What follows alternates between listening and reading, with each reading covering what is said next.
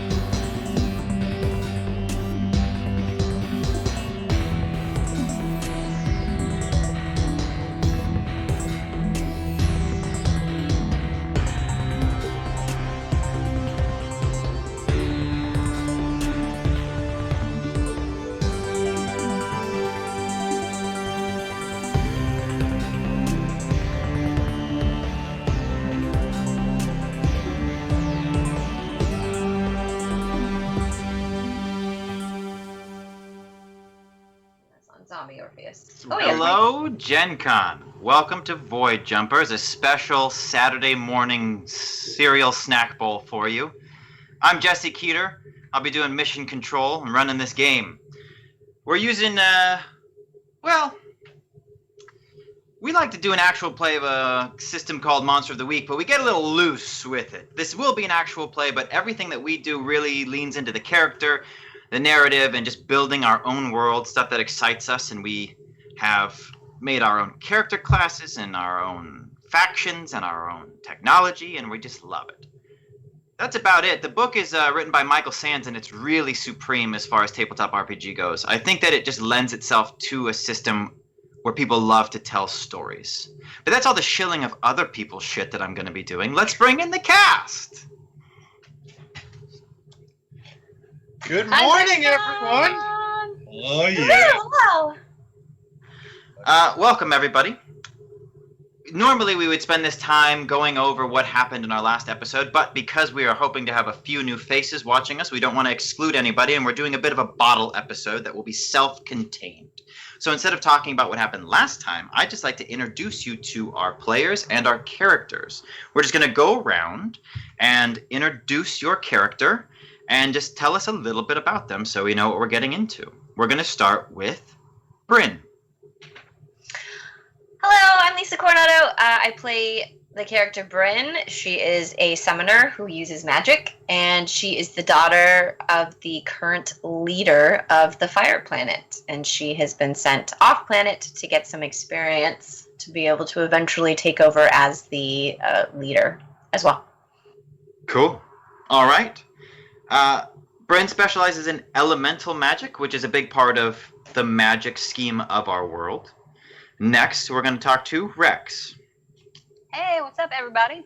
I'm Trin Miller. I play a character named Rex, so called because she wrecks hearts and bodies. I am the bruiser of this group, so I like to solve problems with punches and weapons. Excellent. Yeah, but how does Rex like to solve problems? Hey! Rex is tied to one of our big bads in the world. We're not going to get into them too much. They are called the Company, but all you got to know is they're the bad guy. Tied to for him? the most part. She runs the joint. Next, we will talk to Tag. Oh, what's up? My character's name is Razzle Dazzle. He makes cupcakes for the party just in case they're feeling low on No, that's not true. That was just me being silly. My character's name is Tag. He's something called a parallel, which is kind of like a page or a squire. So I follow around Bryn, the summoner, just like her cabana boy, basically. I do. That's what we should start calling him, Tag the cabana boy. I do have. Is it cabana or abilities. cabana? What's up? Is it cabana or cabana? Motto, Mediterranean. I think it's Cabana. It's whatever. Yeah. What did I say? You said cabana. Okay, well, sometimes I am feeling particularly uncultured. I want to just knock myself up a couple pegs by changing the pronunciation of words. Anyway, my magical powers are a little more in a sort of psychic, psionic, telepathic world, and less in giant fireballs. Cool. We're going to go next to Sam/Puck. Hi, I'm Casey Jackson. I play Puck. The easiest way to describe Puck on the outside is that he is a 7.5 foot tall tourmaline and opal golem, void elemental with a soft heart and a penchant for fine, fresh basil. He's a bit of a tank, but an absolute softie. He's a sweetheart. He's Big time. he's lovely. He's a tip. And then back in action, a very special guest for Gen Con only. We got Brian S. Lewis playing A professor. Hi, everybody. I'm from season 1. My name is Brian S. Lewis, as Jesse pointed out. I play the professor, or Dr. Baxter Brodigan. Took me a minute because it's been a few weeks. I'm a mad scientist inside the normal rules, but again, Jesse kind of like has skewed some of the rules a bit, so it's our own kind of flavor of mad scientist. He does something basic.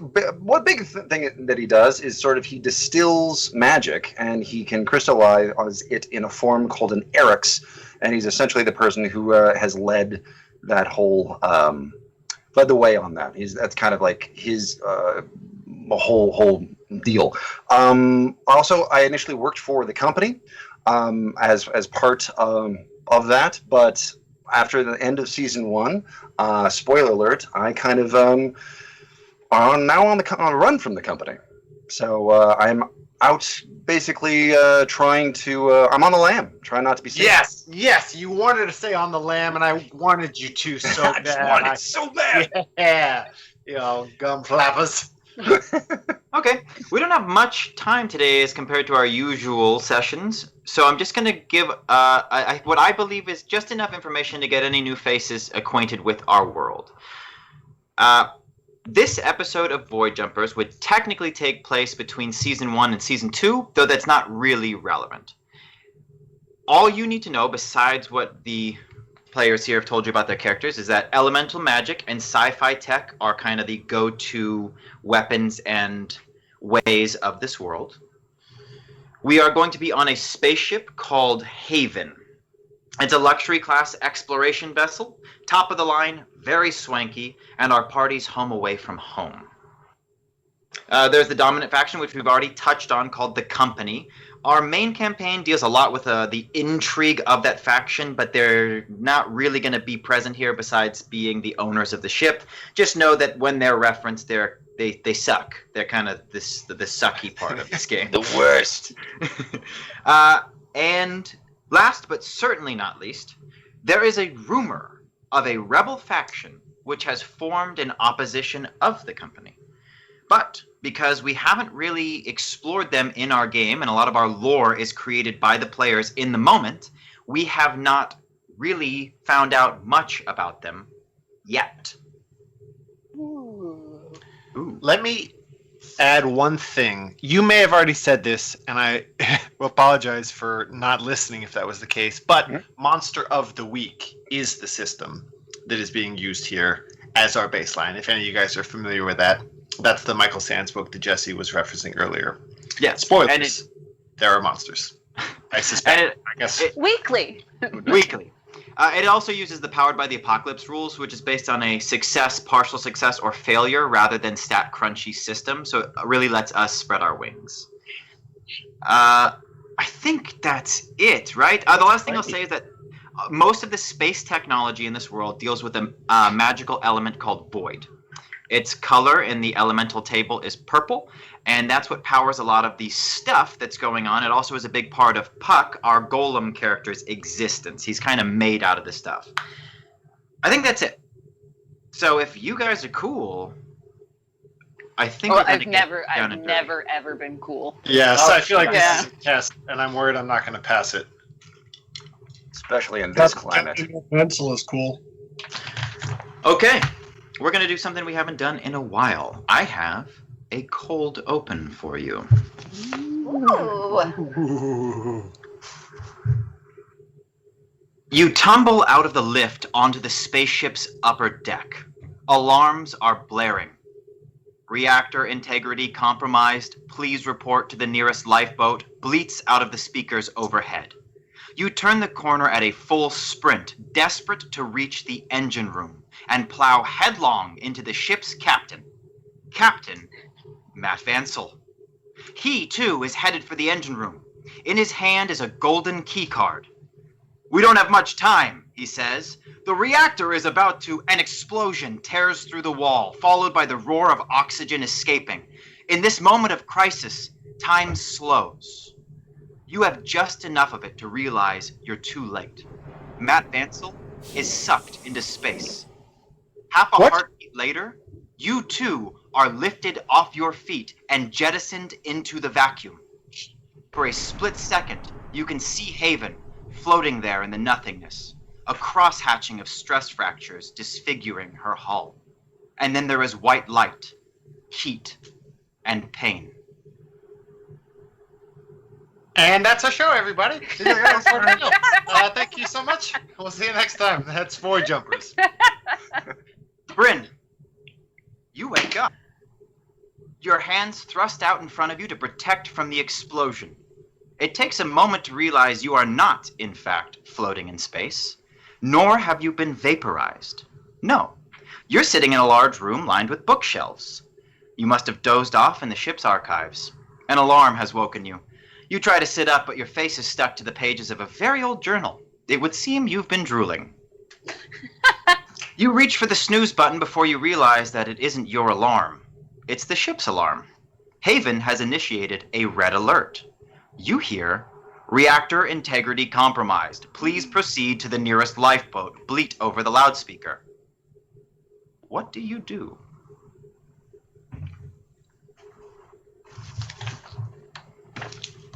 That was Tag? I think that's Bryn. That's you. I drooled? Oh my god. Why did you assume that it was me? Yes, that is the most important information that's been delivered to you so far. I am going to... Oh, shit. So I'm going to... Is there any kind of system comm that I could make an announcement? There is a way that you could connect... actually, yes, there is. Because I want to call Matt Vansel, obviously. Captain Sure. Matt Vansel, and tell him Yeah. to... Captain. He did not go through 4 years of captain school to be called Mr. Matt Vansel. I believe it's 8 years Sorry. of captain school. I'm so sorry. I panicked in the middle of the joke. There is an intercom on the wall next to the door, which leads out into the hallway. Okay. So I'm going to go on on the intercom. And did they already announce yet that the reactor's going to blow? The reactor integrity has been compromised, and you've been asked to report to the nearest lifeboat. Okay. Well, I'm going to go on the intercom, and I'm going to say, the ship's going to blow up. Captain Matt Vansel, you're going to get sucked into space. Everybody needs to get down here immediately so we can make a plan. There's static for a moment, and when it comes back on, you hear a lot of shouting. You can hear bridge officers yelling across each other, and then the communications officer speaks over them to say, "Summoner, please, you have to get off the ship. It's gonna blow!" And then it is cut off. Am I close to the reactor? You are on a deck below the reactor. You would need to Because- take a lift upstairs. I need to take a lift, and I'm going to take a lift to the reactor. Okay. Before you can leave the archives, however, the very fabric of reality is torn open in front of you, and you feel your breath pulled from your lungs. On the other side of this rift, you recognize Haven, somehow, floating in space. Its hull is fractured as it was before, the stress cracks giving way before there's another white light, heat, and the professor comes tumbling out of the portal just as it seals itself closed. Is it happening Where again? did you come from? Well, funny story. I actually have been trying to reach you for quite a while. I've been trying to hack one of the void relays to see if I can get onto the ship. I have some information for you. This but is I terrible didn't really timing. trust any why? The ship's gonna blow up. The reactor is gonna blow. I've already had a vision or a dream. I don't know. It's What? all very Groundhog's Day right now at this point. We need to get to the reactor. I need to put a barrier around it so I can keep it from blowing up the ship. Oh, okay. Well, my Sorry. thinking. Also, it's That's good to fine. see you. Yeah, good to see you too. All right, let's go. You guys go out into the hallway. We are actually going to cut to Tag. Tag, where would you be on the ship? So I think that Bryn and I were in the library, the archives together. She was reading her archaic tomes, and I was reading a pulpy little novella, the next in the series called Tough Club. And at some point she fell asleep, and she started drooling, which I know embarrasses her greatly. So I thought, I'll just see myself out. And went back to my lounge. I'd just been sitting. But I think as soon as those bells went off, I started charging right back to the library, knowing that that's where she is. Sure. You get into the hallway just as Bryn and the professor do, but we actually cut to Puck. Where would you be on the ship right now? In the kitchen, Doing what? whipping up flapjacks for the crew. All right. The whiskey. Like this Get guy. a lot of good elbow. The higher the elbow, the softer and fluffier the pancakes. When the red alert sounds and you are informed that the hull integrity has been compromised, what would you do?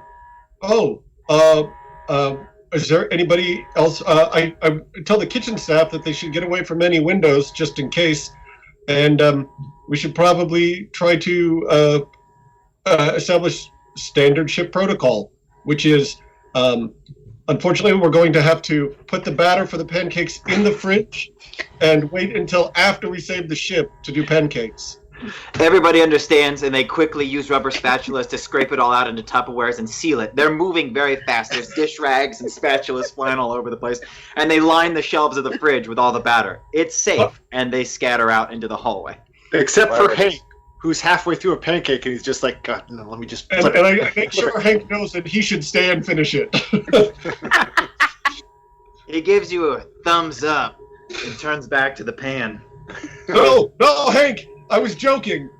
Luke, Mika, Zaza, Fran, Zip, Big Mike, Serioj, and even you need to come with me right now. This is a matter of life and death.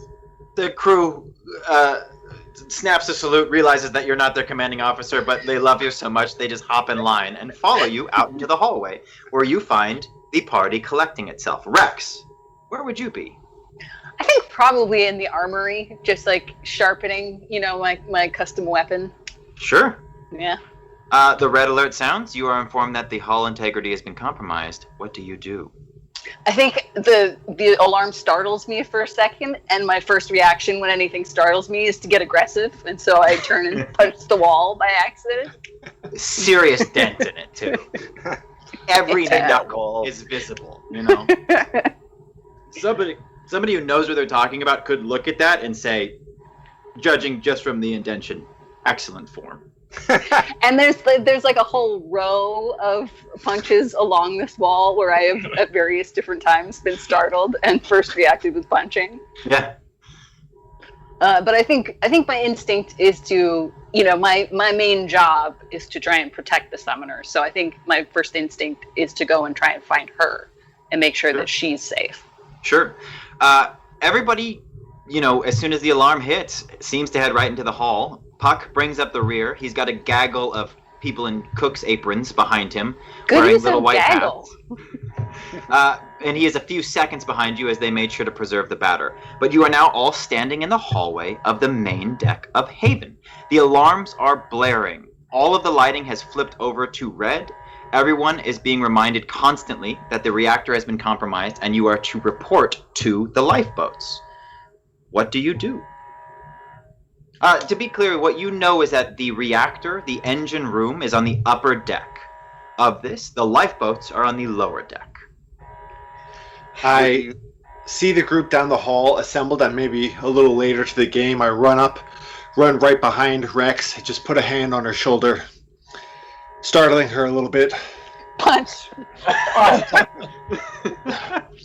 Hey, Oh, Hey. sorry. I know. Excellent. I should have known. That was on me. Ugh. Tag, you take 1 point of harm. Oh man, Just one? of course. It's an unarmed strike! Yeah, but from Rex. Bryn, Puck, Rex, Professor. Professor? Professor? Professor, We can focus on me later. Let's focus on this right now. Okay. You know the structural integrity of the ship. Is there anything we can do? Do we need to just hit a lifeboat, or should we hit the engine room and see if we can do something about this? Well, Bryn had the idea to actually go to the reactor itself and see if she can heal it. I think that's probably the best scenario. Otherwise, we might just be sort of space debris in a few minutes. Yeah, I Because sort of also had a dream that we all got blown out to space. The same thing happened, and it ended badly. And then I woke up in the library on some books, and suddenly everything I dreamed started happening. So I think we need to fix the reactor. I had a dream that we were at a roller skating rink, and I The feel like reactor is about to explode! Sorry. Yes. On the tail end of this, it does say, void reactor meltdown imminent. So I say let's go to the reactor. Yeah, let's do it. During a situation such as this, would the lifts be working right now, or would we have to take the stairs? There are no stairs. The lifts are built to withstand all emergency protocols. They are a little bit different, and they're not a regular kind of elevator. They use magnets and a couple other magics. All right, the professor pushes the button very hurriedly, even though he knows that if you do it more than once, it doesn't actually matter. But so once the doors open, he corrals everyone inside. Sure. Everybody crams into the elevator, and there is a moment of tense silence as the door slides closed and it moves up at regular elevator speed, which at this moment is excruciatingly slow. But the doors open. You turn the corner to find Captain Matt Vansel. He too is headed for the engine room. In his hand is a golden key card. "We don't have much time," he says. "The reactor is about to, but an explosion tears through the wall, breaching the hull. A roar of oxygen escapes. In this moment of crisis, time slows. You have just enough of it to realize you've been here before. What do you do?" I'm gonna create a bubble around all of us out of metal. Okay, roll use magic.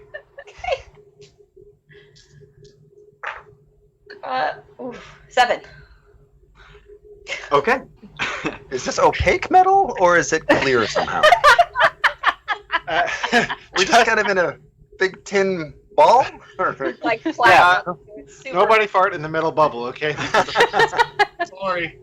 Because this is the first time we've rolled anything, I think most of you know this already, but just in case we got any new folks, for everything you roll 2d6 and you add one of 5 modifiers. Cool, sharp, charm, tough, and weird to get your total. If your total is a 1 to a 6, it's a failure. 7 through 9, mixed success. 10 beyond, good success? Full success. Full success. Yeah, the good one. Okay, So cool. with using magic, you roll plus weird, and with a mixed success, you're going to do what you want to do, but there's going to be a glitch that happens. So Bryn reactively reaches out and pulls metal, the easiest of which to dismantle is the place where the hull is weakest, near the breach. Metal peels off, creating a much larger hole in the ship, and flies around you to create a perfectly sealed metal bubble. You hear something thud, and then you're in silence for a moment before your metal bubble is sucked back into the hole and clogs it up. That's great. Actually, that's not terrible. Was the thud We plugged the leak. Vansel? Is Vansel in the bubble with us? Vansel's in the bubble. Roll investigate a mystery. The mystery of his... Of his disappearance. He should be. I'll roll. I'm not particularly sharp, but... I would love to do it, but I, like a dum-dum, I forgot my 2d6 somewhere else. we can be rolling for you when necessary. So that's a 6 for me on investigate a mystery. That's a full failure. No. Sure. So ask your I'm question. not the smartest tool in the shed. We're stressed out. So, It's so okay. ask, what was your question again? Me? Where's Matt Yeah. Mansell? Or Where's Matt Matt Vansel in the Vansel? bubble? He's not. Oh no! I fully intended to encapsulate him too. But you rolled a mixed success and you didn't specify who. You are now trapped in a fully sealed metal bubble. You get the impression that because it is just a bubble made out of metal, your oxygen might not last very long, as most of it was sucked out of the hole in the spaceship that you just made larger. You can hear, though it is greatly subdued, the voice from the speakers repeat that the void reactor meltdown is imminent. What do you do? Brandon, you may need to open a part of the bubble for us to get out if we're going to deal with the reactor, yeah? That's what I figured. I'll just make a little door on the non-space side. Are we Although if just there's a right off the hole bat? in the ship, there is no longer oxygen that we can breathe outside of this little metal Oh. container. There's Oh. some. Sure. What? I wasn't trying to be funny. There's some. That's not all the oxygen on the ship. We plugged that hole fast. There's some extra oxygen in your clothes, just, if you need a little... We're Maybe some in your pockets. breathers. Yes. That's how that works. Yeah. What would you like to do? Yeah, that's fine. Make a hole? Sure. I don't think any of us can do jack at this point. So I think it's all you.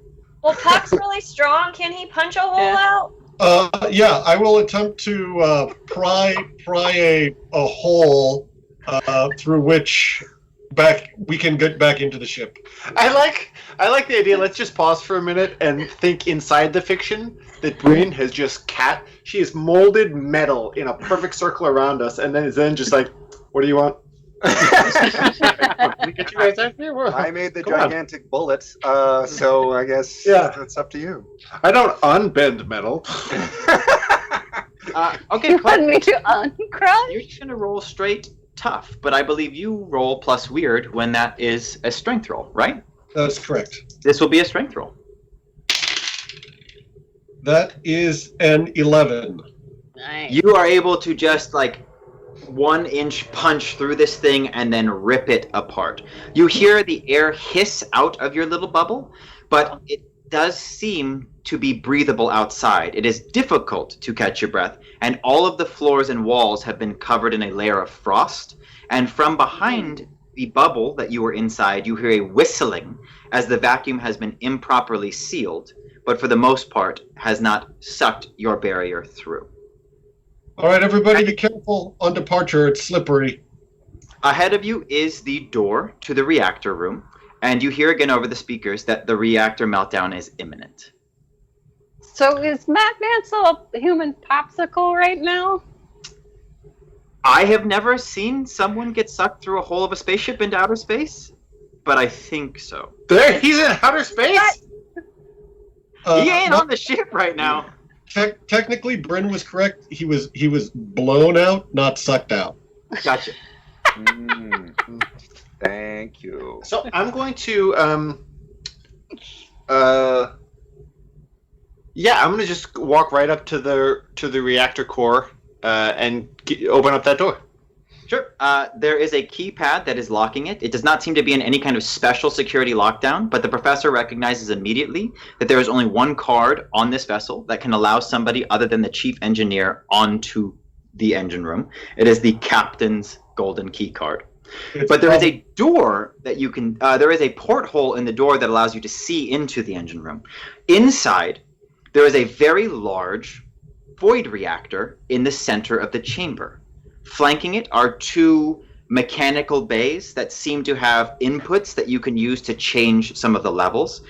The void reactor has a very visible fracture stretching from one end to the other. Void energy is peeling off of it in ribbons and seeming to drain towards one of the back corners of the room. As you get a good look at the reactor and hear again that the reactor meltdown is imminent, we cut to the outside of the ship and we see Haven floating in space. Stress fractures are peeling across its surface. There is a white light. Bryn, you wake up in the archives. The alarm is blaring. You hear that the void reactor has been compromised and you are being asked to report to a lifeboat. What do you do? Hi, me. Well, this time I am going to take time to clean my face a little bit. And Because if we've learned anything from last time, it's that time is in abundance. does it matter? I'm going to open my connection to tag. Okay, what do you say? We're in some kind of death loop. I don't really know how to stop it, but the ship's going to blow up. I've already tried once, and it didn't work. So the reactor core is melting down, and the hull is all fractured. I don't know what to do. Do you have any ideas? Well, I How need you to casually kind you of. just say we're in a death loop, by the way. I'm having a hard time reading your tone there, Bryn. Can you just give me like a 1 to 10 panic scale? Because the words you're saying make me think we're like a 9 or 10, but the way you're saying it's giving me like a 3, 4. Well, I mean, the first time it happened, I was at a 10. Now I'm at like a solid 6. I think we just need to talk about this and figure out a plan so that when we die and I come back again, then we can implement said plan. Do I have any memory of these past iterations, or it's just Bryn? In my mind, you were all going to remember it. But I think because it's being posed and you didn't immediately choose to do that, I would leave it up to you.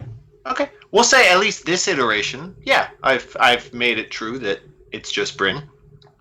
So I've heard that the reactor core is going off.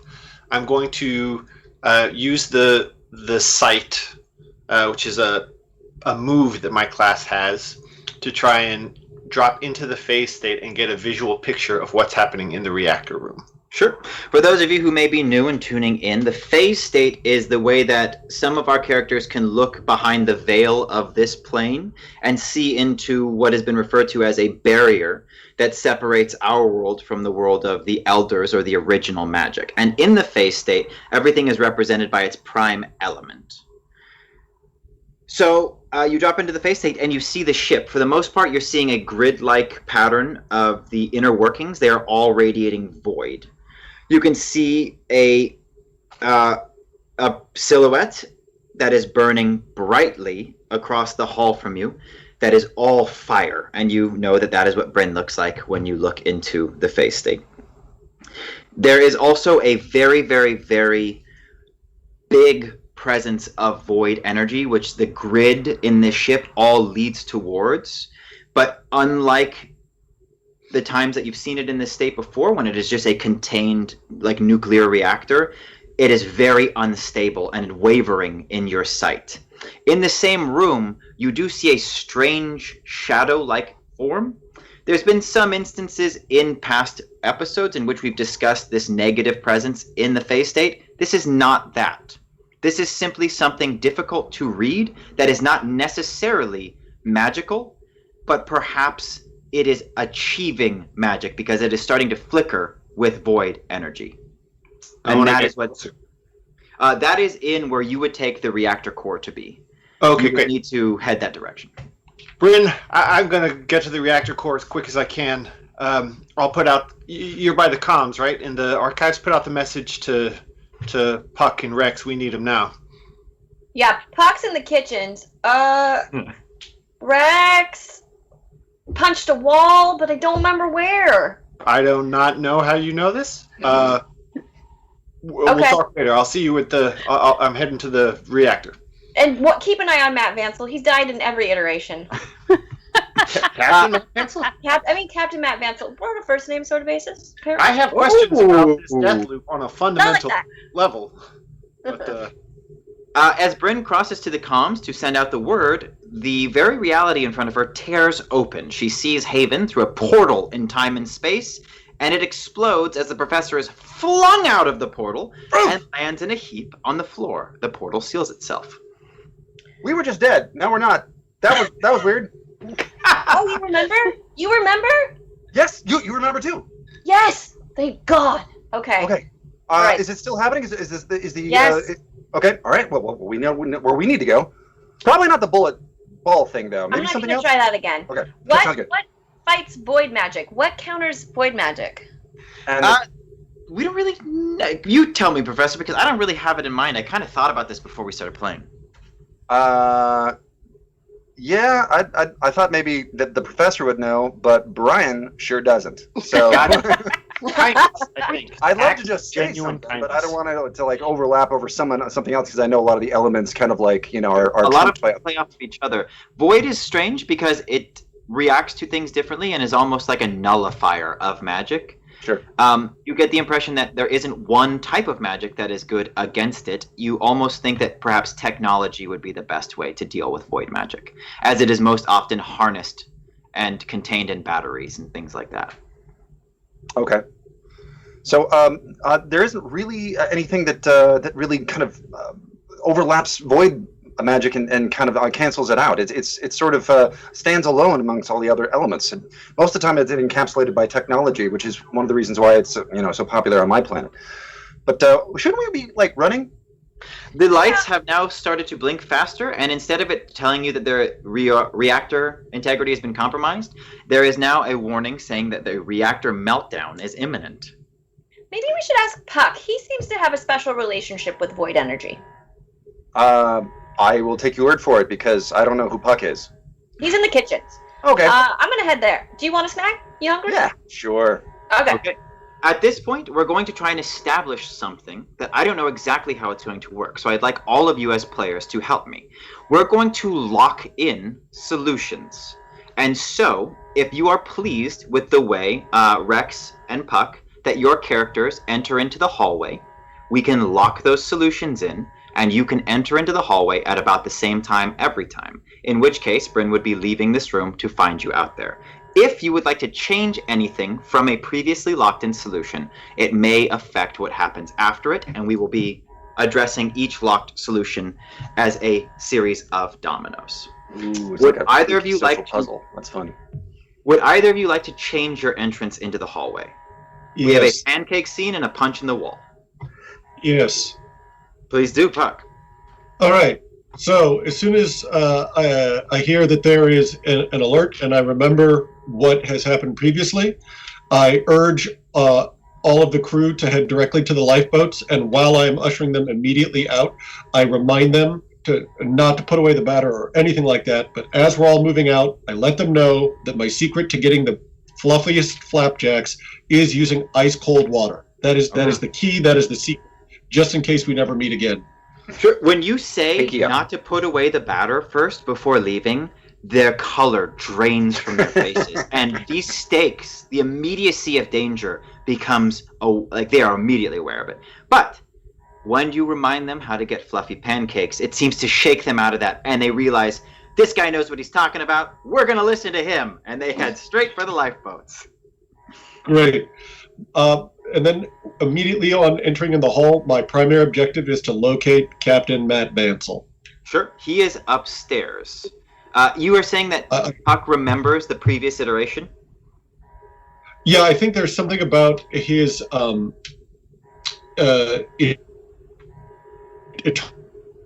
that would allow him to be more familiar or honestly, yeah, I think he'd be comfortable in a non-linear temporal space. Sweet. Okay, cool. You head out towards the elevator and hit the button. Rex, do you want to change anything about your entrance to the hallway? I think I am a pretty temporal creature, and would be very unsettled by the idea that I was just reliving the same moment over and over. So even if I am aware on some level that that's what's happening, or at least believe that's what people are telling me is true, I think it's still waking up and punching the wall and then running out into the hallway every time. Sure. I think that when you punch the wall, The Could be out of sensation of frustration. crushing, the sensation of crushing the metal, removing your hand and seeing the indents of your knuckles, is what clues you into that, and you exit into the hall. Okay, Bryn, Professor, as you come outside, you see Tag, Puck, and Rex accumulate in the hallway. You are reminded again, as the lights are flashing red, that the reactor meltdown is imminent. What do you do? If I can take a look at the reactor, I think I'd be able to read a bad situation. Maybe be able to kind of like repair it inside the actual structure. I'm sure it has its own sort of safety features, and just in case this kind of thing happens. Yeah, we have to get there quick enough, though. It seems like every time we get there and reach the room, it blows up. Well, let's hope we have a few more tries. Yes. Okay. Isn't there that room that we climbed up last time when the elevators were out? There was. Yeah. You would be welcome to do that as well. I feel like you would know that would be trickier than the elevators. It would seem more like an option if an elevator was not working. Okay. Or perhaps a duct system that we could work our way through. You guys are so good at climbing through air ducts. You swing around the hallway and find Puck, who has already summoned the lift. By the time you get there, you hear a ding and the doors open. You climb inside, and the doors close, and you are treated again to the most excruciating 45 seconds of your life as the elevator moves at regular elevator speed. However, before the doors open, there is a shake which rattles the entire ship, and you hear a mild whoomp. When the doors open, you are sucked out of them, or blown, depending on whoever is going to correct me. You are blown out the doors and smack into the wall and begin sliding along the bulkhead. At the end of the hallway, you see that there is a hole in the side of the ship, and Captain Matt Bansel is tumbling out into space. What do you do? Can I don't know how wide the crack is. Would it be possible for me to use the shoulder cannon that I have with the fire Eric's and do something to melt the metal in such a way to fuse the crack together, or is it too wide? The crack is too wide, but you will be able to grab like scrap metal and tack it up. So it would be less of like a stitching job and more of a like patching. Yes, but you are going to have to move in 0G as you're being pulled towards it. So roll Act Under Pressure. All right. I grabbed some D6 while y'all weren't looking. Fuck yeah. Act under pressure. Sure. And that for the doctor. What is that, sharp? I'm sorry. It's been a while. Cool. It is cool. It's baby. cool. All right, that will be 9 then. All right, cool. You are able to grab metal as you are sliding towards that hole, but several pieces cut you on your way by, and you take 1 harm. Okay. You slam into the wall and begin placing these sheets of metal over the breach in the hull and welding them there using your shoulder cannon. Did we do this before Captain Matt Vansel got blown out? Unfortunately, no. Not this time. Your mouth Right. is saying, unfortunately, your eyes are saying. So, who goes next?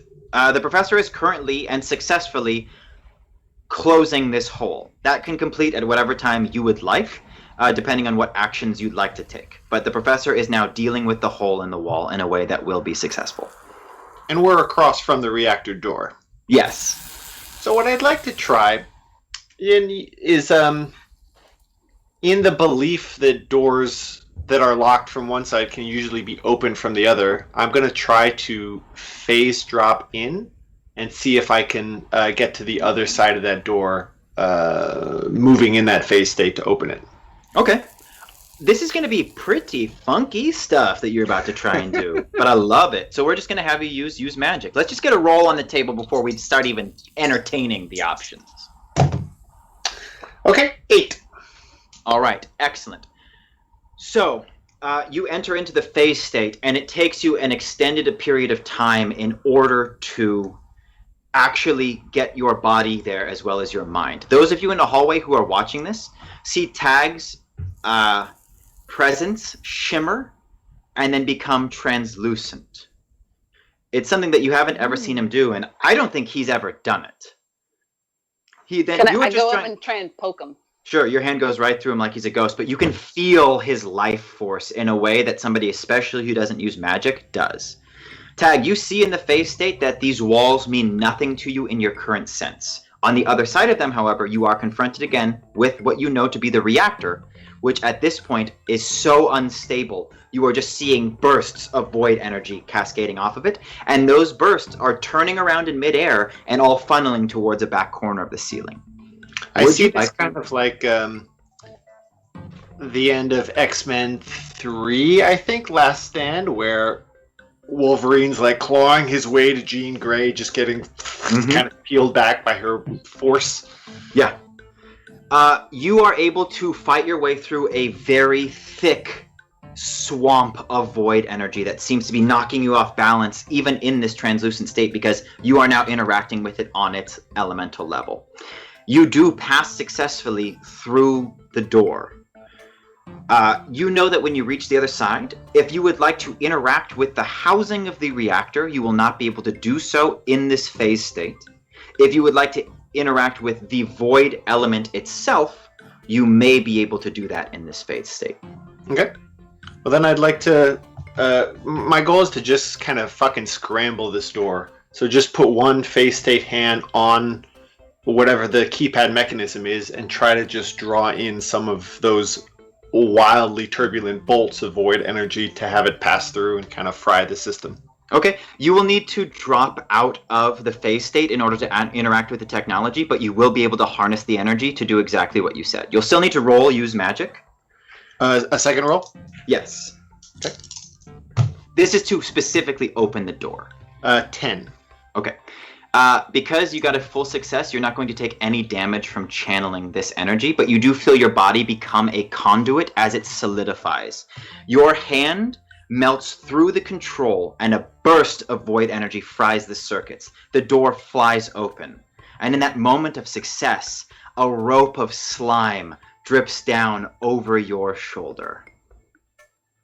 What do you do? I kind of like freak out, step back, bump right into the back of Rex. I believe it startles Rex. Who then punches you? You turn around and sock Tag right in the face, and he is forced to take 2 steps back into the door. I imagine you grab your eye and say the same thing you did last time, which is... Ow. Okay. And as Tag says, It ow, should hurt more look than straight up. that. a black tentacle flops down. It is long and flat and barbed like a tapeworm. It wraps itself around Tag and pulls him up towards the ceiling so that you can no longer see where he is.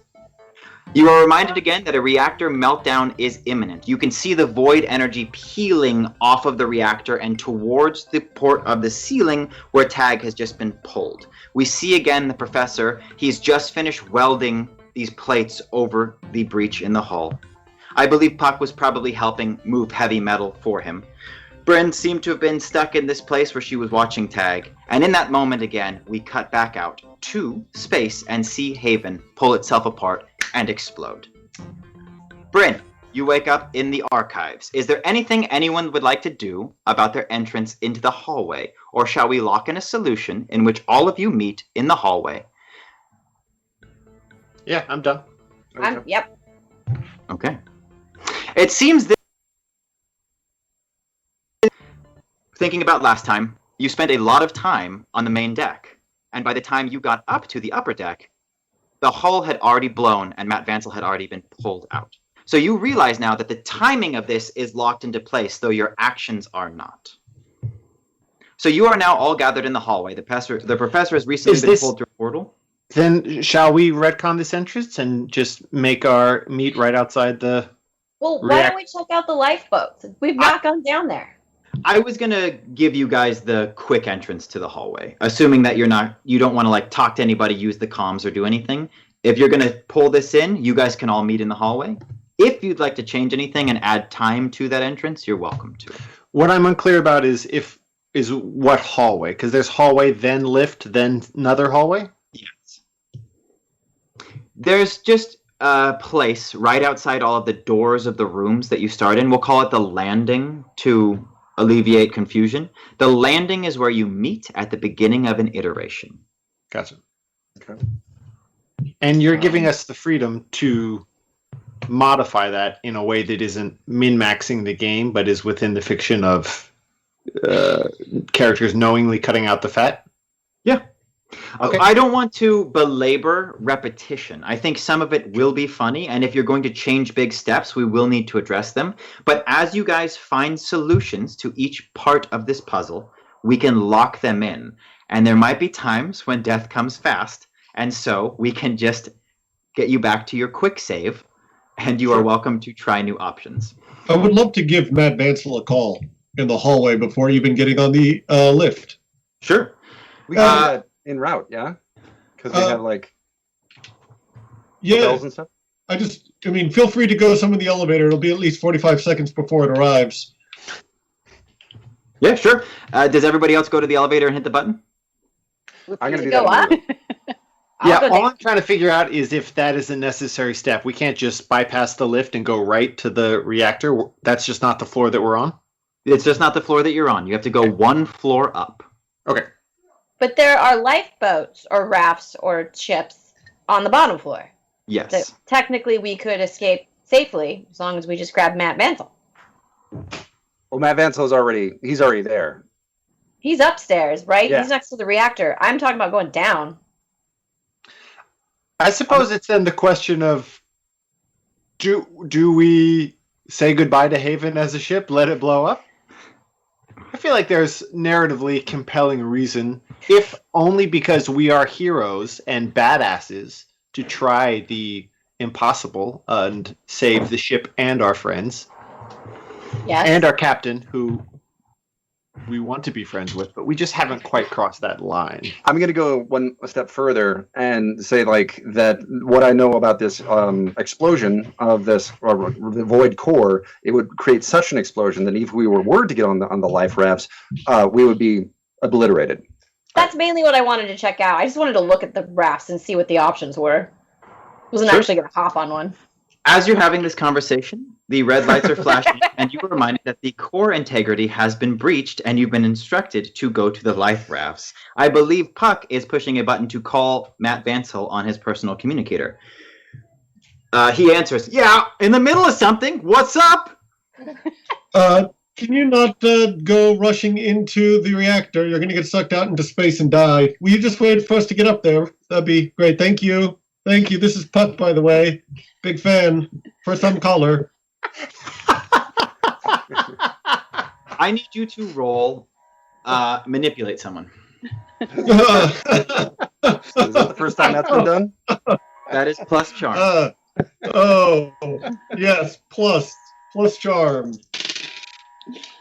How does Puck not have...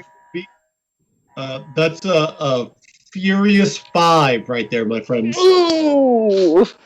You hear over there. I don't know what you're trying to pull or what you know about the breach in this reactor, Puck, but I'm the captain of the ship, and I'll be damned if I'm going to let some malfunction take the lives of myself and my crew. I pushed the elevator button fast. Oh, I've been The pushing. doors Yeah. open. You are now available to go into the elevator.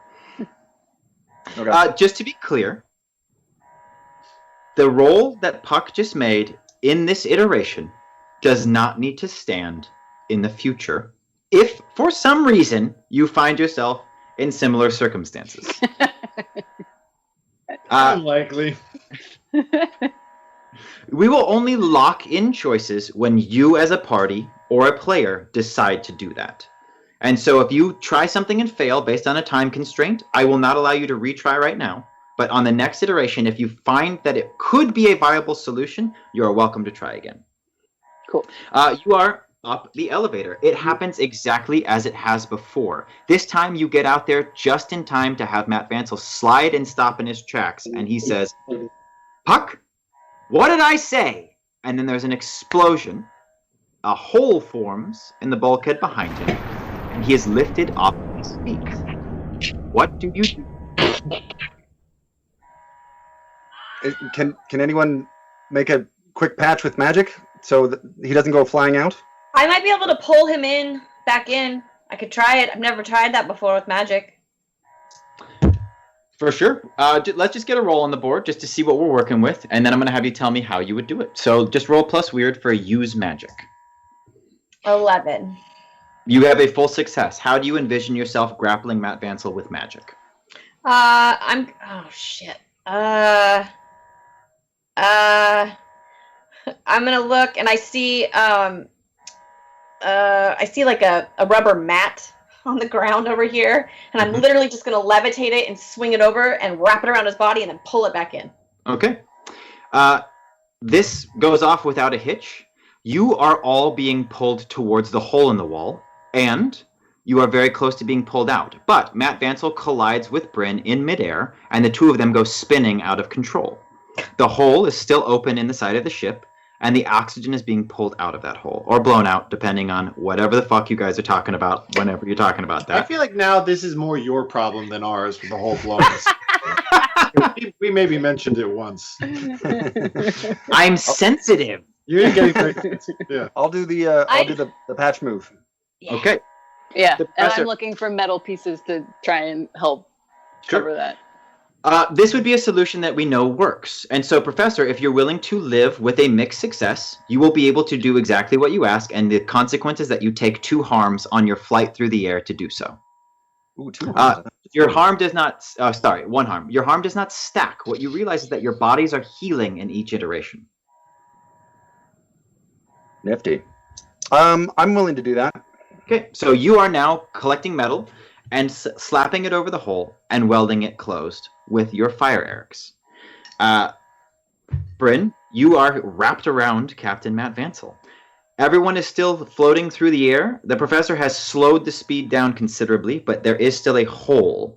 If you would like him to complete this action, you are able to do so. If you would like to start moving before he does, let me know. Sorry, start moving before who does? The professor's just fixing the hole. So if you have something that you think is relevant to do before the hole is fixed, you're welcome to. Otherwise, he's going to succeed and close the hole. I'm gonna untangle myself, obviously. Okay, cool. No Stand problem. Is Matt Vancel available to answer the question of like what you do in this specific scenario of a reactor failing like this? Protocol is that engineering takes care of it for themselves, but they are not responding to any of our calls, and I don't see any other alternative than addressing it myself. He brandishes the golden key card and says, "You look like you're good with the wrench. Why don't we go in and fix this?" I'd be happy to. I'm doing. Am I done with the welding thing? You've sealed the hole, yeah. Great. Awesome. Okay. You guys cross to the door, and he slides his key card through, and the door opens. Before you is the reactor. There is a huge crack in it. You've made it here faster than you have in the past, but for the first time, you do hear the first warning of reactor meltdown imminent. Read a bad situation. All right, roll it, baby. That's plus sharp. Oh, sharp. Sharp. That would be. Oh, 7. Okay, you get to ask me one question. Okay, Oh, how failure. about what's the best way to protect the victims? You will need to seal the fracture in the reactor. You think you could do so in a similar fashion to how you sealed the hole in the door? It will be very dangerous, however. Gangbusters. All right. So it'll be an act under pressure roll. You're kind of looking for a full success. If anybody can give me any like good mojo, or I don't know what y'all can do, but like that would be keen. I think I can help out. Cool. Yeah. Yeah. So who rolls first? Or I guess she rolls first. You roll, Brian. It's going to be plus cool. Plus cool. That is 8. Okay. I also rolled 8. Okay. So even with the +1, you are unable to get to a full success. What happens is you begin placing the metal on here, and it slips. Rex is unable to hold it because it's heating up too much as it comes into contact with the void energy. You both take 1 harm. And as you drop the metal plate, what are the rest of you doing? I'm going to make a beeline for the generator. Okay. the engine itself. And I'm going to try to give it a hug and channel in as much of that void energy and prevent it from reaching anything that might go boom. Okay. I think that Puck and I are on similar frequencies, that while the professor and Rex are trying to look for a mechanical solution, he and I are on sort of magical damage control with this flying hurricane of void energy. Okay. Awesome. Puck, this is just going to be a plus weird. That would be an 11. Okay, cool. What you do is you run into the room and do a flying bear hug around the reactor. You feel all of it discharge into your body. Uh-oh. And then you feel yourself come apart. Oh, poop. Laying on the floor, where Puck just fell in a smoking heap, is a man in a trench coat and a fedora. At this moment, Tag, running in to help him, feels a rope of slime fall down onto his shoulder. Hey, Sam! Oh, shoot. A black tentacle grabs Tag, and pulls him up towards the ceiling. And you see this. Uh-oh. A writhing mass of black tentacles lowers itself from the ceiling. The creature's limbs are flat and barbed like a tapeworm, its mouth a fang-lined suction cup. Void energy peels off of what is left of the reactor as the creature nears it. It appears to be absorbing the energy that has just exploded off of Puck and feeding off of it, and in doing so, growing before your very eyes. Something about the parasitic nature of the creature conjures up an image of gut-wrenching pain. In the time it takes the creature to lower to the ground, it has doubled in size. Tentacles have snaked up around your feet, binding your legs. You can feel the life being squeezed from your bodies as the creature nears the reactor. The very air warps around you. Whatever method the creature is using to feed on all of the void energy in the room is highly unstable. The reactor, having been rebooted by the auxiliary power, begins to crack under the stress. Tag is lowered into the creature's mouth as we cut to an epic wide, and we see Haven explode once more. Bryn, you wake up in the archives. I assume y'all want to get up. At this point, I would say Happening again. the solutions, as being presented to you, are to quickly move into the hall. Puck will need to decide whether or not he wants to call Matt Vansel. But you know that if you don't do anything differently, you can get upstairs, grab Matt Vansel with magic, and put metal over the hole. Is there anything you'd like to try differently?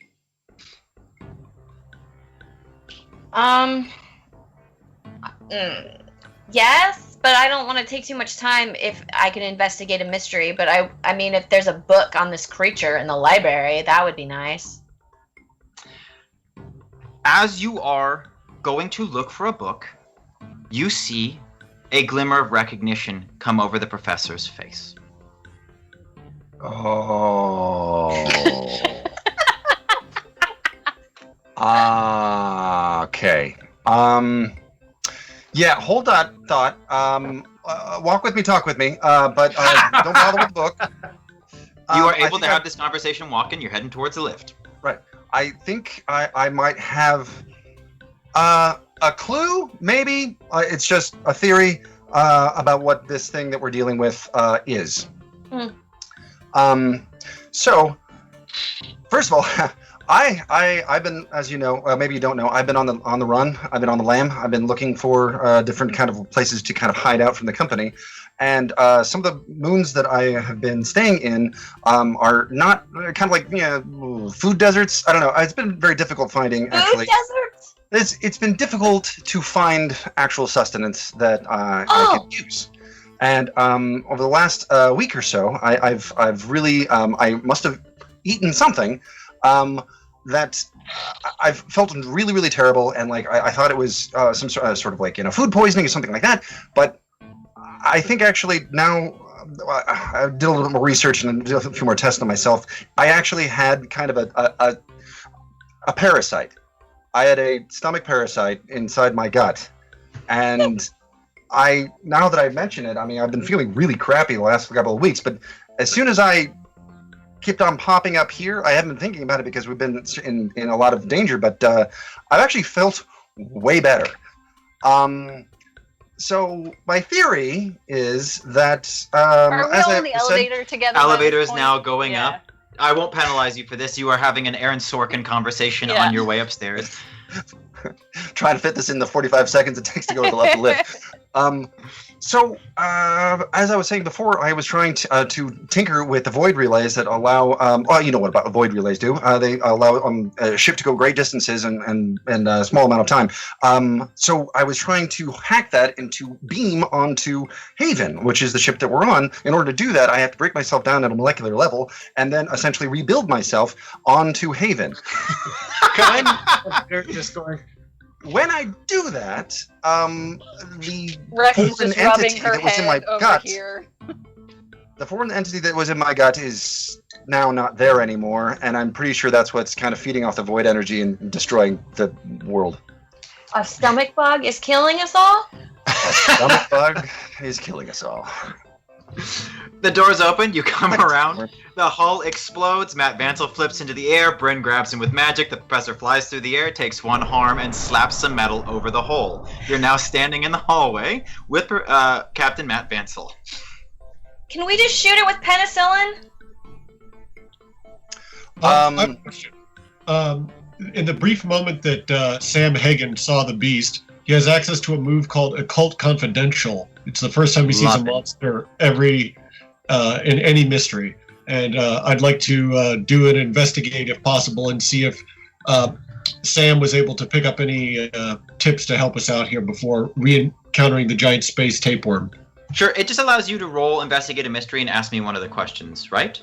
Yes, sir. Yeah. Let her rip. Yeah. Apparently the secret will remain confidential. That's No, hold on a second. I might have been adding a let me double check the wording on this. There's a chance you just because it's the first Because time otherwise he would you just don't have to roll read. investigate a mystery. Yeah, you don't have to roll. I apologize. You just may ask one question from the list. oh great. Well, now that I'm Puck, he's probably going to phrase this question a little bit differently. What is the beast's least favorite thing that we could do to it? How can I love this beast most effectively? If you Least favorite band. know that it is a stomach parasite, they usually need to exist at a certain temperature in order to survive. And so drastically increasing or decreasing that temperature would stand a good chance of causing it serious harm. We've got to expose it to space. We've got to expose the beast to space. To space? Like, Outside space. We got to make it cold. We got to give it cold. We've got to Cold Captain- specifically? previous Captain Matt Vance. We Well, got how to do we- suck it out. Where Hold are right now, Jesse, in this action? I think that the professor has just successfully laid the final piece of metal and tacked it in, and Matt Vancel is standing up and brushing himself off as Puck spouts out this information. You have not started to hear the reactor meltdown imminent warning, which seems to be the second threat level. You are just in the reactor integrity compromise. Please report to a lifeboat. I turn to the two magic people and I'm like, hey, can you magic a cold front inside the reactor or something? maybe. Maybe. I can pull on space. I don't know how I'm not going to hurt the rest of us, but I can try. I like to. support you. I'm going to proceed forward in this fiction that Tag does not have a memory of previous iterations. Which is wild because he's the only one. And what people who have not watched this show yet would know is that Tag's backstory is a bit mysterious, and we haven't uncovered all the stones. And I think it would probably play into that in a way that the other characters are not connected. Yeah, he is usually able. His mind can see through time most flexibly. So because that, I think it's just he hits the ceiling of those abilities and it loops him down around the horn again. So I've been listening in the elevator. I think I understand what's going on. It still seems like we're moving so fast and there's such urgency that I'm going to just bust right into that reactor core, the reactor core room as soon as I can. I think that there wouldn't. I don't think there would be a problem for you to get Vansel to open the door for you. Yeah. He will approach the door with you and slide the key card. The door opens. You are now looking at the reactor, fractured and unstable. Or it could even be like a just yoink it right out of his hand and run up to the door and slide it down real. Would you prefer I'd that? like to start establishing that Tag as soon as possible heads straight for the reactor core. Sure. Okay, you do. Would you prefer to take the card or be escorted over by the captain? What I'd kind of like to do is just, instead of passing through the door, maybe there is an instinct that a memory manifesting as an instinct to just put his hand right on the front side of it and pull that void energy through the... Because void energy can go through the walls, and he just fries it right from where he is. So you're talking about just going over to the control and frying it like you did the first time, but from this side? Yeah. Forget about the phase state. Just fry it. Okay. I'm going to... It's just flavor that's pulling me. If that's going to make it more complicated, I'll just grab the key card. No, I'm debating whether or not I want you to roll. The reason is being that you're going to achieve your goal. I'm going to have you roll simply to see if I'm going to be pushed into creating a consequence, because I don't think I would. But I'm going to have you roll plus weird just in case you roll a fail. I do roll a fail. Oh my god! That's a lot of experience. I shouldn't ask for the roll. You do exactly what you say. Void energy pierces through the wall into you, and you are blown backwards. You take 1 harm, and the door slides open. Great.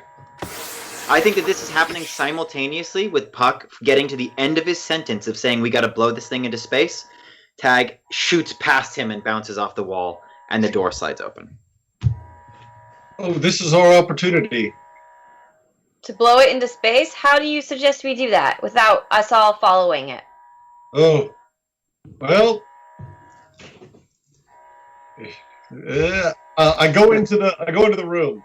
Okay. Are there any hatches or anything like that in the engine room or windows or? There seem to be emergency vents. They aren't. They wouldn't be like sliding open a window, but there are emergency vents that you think you could get working to do what you want to do. It would be like if the reactor is for some reason overheating, because it's not overheating right now, like it's just unstable. If it were to start cooking when you guys are going at like really fast speeds, these vents would open to let some heat out. I think I have also run into the reactor room, and I've pulled out my big club.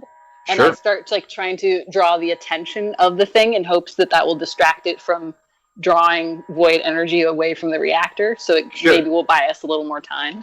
It's easy to find because the wisps of purple energy that are peeling off the reactor are going to a certain part of the ceiling, and you actually see the crystals that make up Puck's body start to become brittle at their edges and tips and flake away and turn into an energy that is also being pulled towards. You have not felt this on any other kind of magical energy. It seems to only be feeding off of void energy. But it does address you as a threat and lower itself down. Unlike the other times, it has not ambushed you. You are now facing off against this creature. It is very large and getting larger by the second as it is pulling energy. And I just try and hit it on the head. Roll kick some ass. That's a 10. Sweet. You want to do extra damage or give somebody a plus forward? I'll give someone a plus forward. Okay. How much damage do you do with Graflex? I believe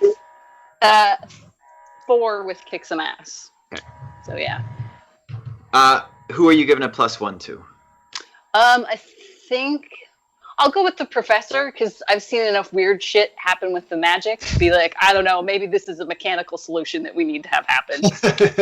You crank back on your mace and you just let it fly, and it smashes this thing right in its little suction cup mouth, and it seems to take some damage, though it does not. It just shrug it off as it gets larger. What happens is it does not anticipate this pain, and you hear it start squealing and rolling around inside this thing, climbing up and down the walls as it's trying to get away from you, and it begins lashing out with its tentacles. You take 3 harm. It does not go through armor, so if you're wearing armor, and I believe you are, you will be able to lessen some of that. And it's a horrifying, like, shrill nails on a chalkboard, screechy metal sound. It's awful. I'm so sorry, you guys. That is Puck and Rex and Tag. Professor or Bryn? I have a thing. Bryn, do you want to go first? I was just gonna torch it. Okay. If that's what you're gonna do, you mind if I go first? Go for it. All right. So the professor can do something called weird science. Right. Where when I want to create or adapt a device to analyze or deal with a strange phenomenon, say what it do and I'll roll weird. So I would like to do something similar to what I was doing before, where I went into the chamber, but instead of taking metal and stuffing up and forging it, I'm going to do something a little bit different. I'm going to try to see if I can.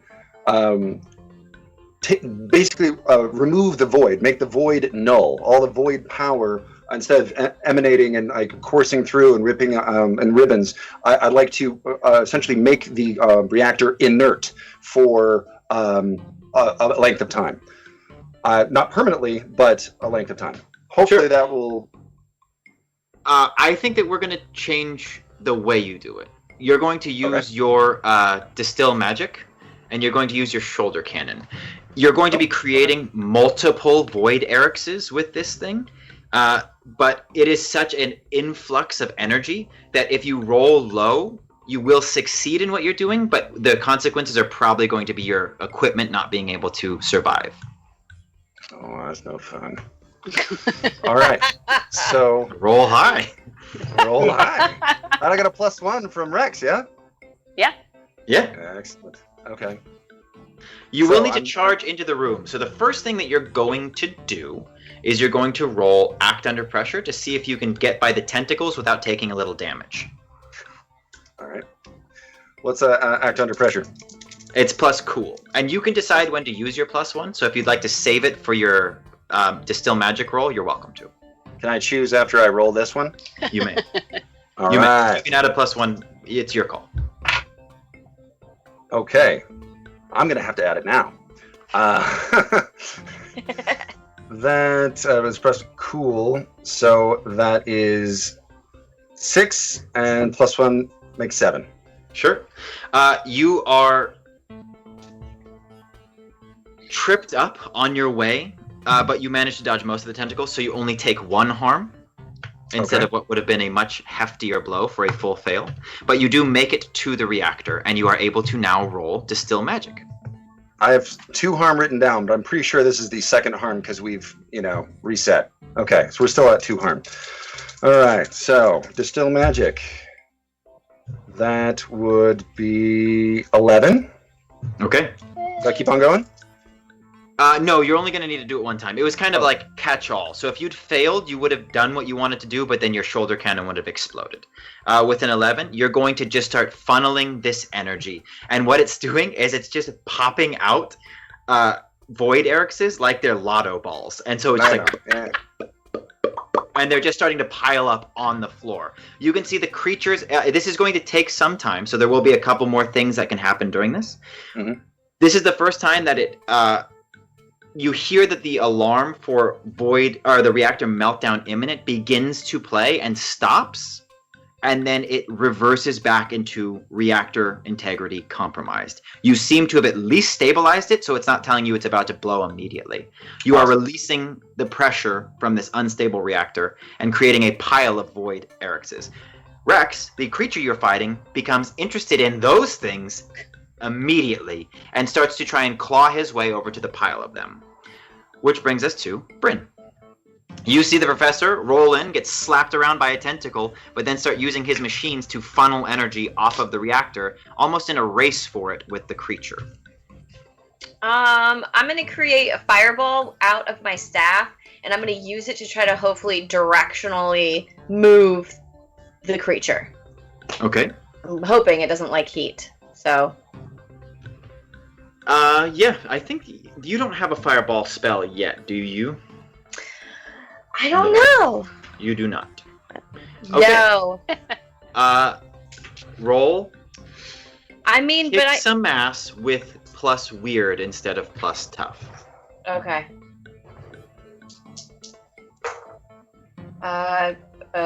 10. Okay, yeah. So I'm gonna give you. It would be 3 damage, I think. There's some other tags that we would put on it that are kind of irrelevant, but it's going to be a +1 because it seems to be vulnerable to extreme heat. So you deal 4 damage. The summoner steps in as the creature lurches towards the pile of void Erixes and lets loose this torrent of fire, which starts to disintegrate its tentacles, and it again starts screeching and flopping around inside the void reactor. You guys are all ducking and diving under these tentacles that are now on fire. Puck, what did you do? Did I skip you, or are we back to tag? I was just standing very still. Right. I would maybe try to inflict some harm on this creature though during my turn. Rock'em sock'em. Okay. Roma. One of the things that anybody who isn't desperately trying to avoid getting smashed to death by giant tentacles would notice that for the first time, Puck's hands change shape, and each of his more rounded fingers become like sharp, well, not blades, but they turn into claws, basically. Fuck! All sort of rounded onyx edges to him all start to like quill out a bit, and he takes on a much sharper... He porcupines? Fuck yeah, we got a fucking hedgehog on our team, y'all. That is my shit right there. It's a puckupine. Anymore. So good. I don't want to live. That is a 9. Cool. It's going to slap you around a little bit. You're going to take 3 harm, but how much damage do you deal? I do 2, and it ignores armor, I believe. Cool. Okay, this thing is not looking great. Most of its tentacles have been severed by Puck now or lit on fire by Bryn. It is still thrashing around. It has lost interest in the pile of void Erixes and leaving the professor to kind of do his thing. Which brings us back to Tag. Okay. I'm going to start off with a move that I have called Tune In, Okay. where I attune my mind to the monster. That's a 14 on that roll. Then do your thing. So I got a couple questions. I'm going to just rattle them off. How can I attract its attention? It seems to be reacting to the most immediate threats at this point, where originally, when it was not in this heightened state, it seemed to be most interested in consuming void energy. So Okay. you could either create a new source of void energy that would be more powerful, or you can just hurt it. Okay, so I'm going to, the way that this move works is I get 3 questions, and on a full success, which I just rolled, I can realign my target's thoughts. I want to go a little bit off script and just tell you my idea and use the power of those remaining roll questions to try and funnel it into this. I'm open to this. I've noticed that this monster is very reactive to pain. Both, there seemed to be this play where he caused it in us and we caused it in him, that was a prickly thing. So I know we made a little joke before about the opposite of void energy being kindness, but I do kind of want to call on Captain Planet Power of Heart a little bit. And I want to see if, as I'm attuning my mind to this monster, I can just funnel it with the experiences of the kind of raw emotional pain that makes your stomach just twist into knots. and see if I can just kind of overload its threshold that way. Yeah.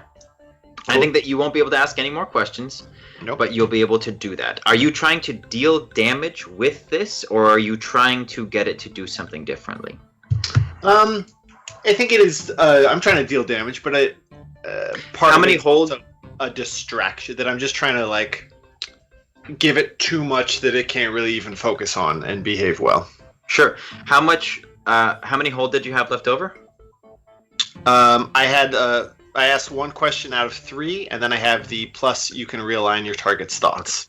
I'm going to give you those additional 2 as 2 harm that you deal to it, but in realigning its thoughts, it is going to start trying to escape in such a way that it harms itself in doing so. So total, it will be taking 3 harm.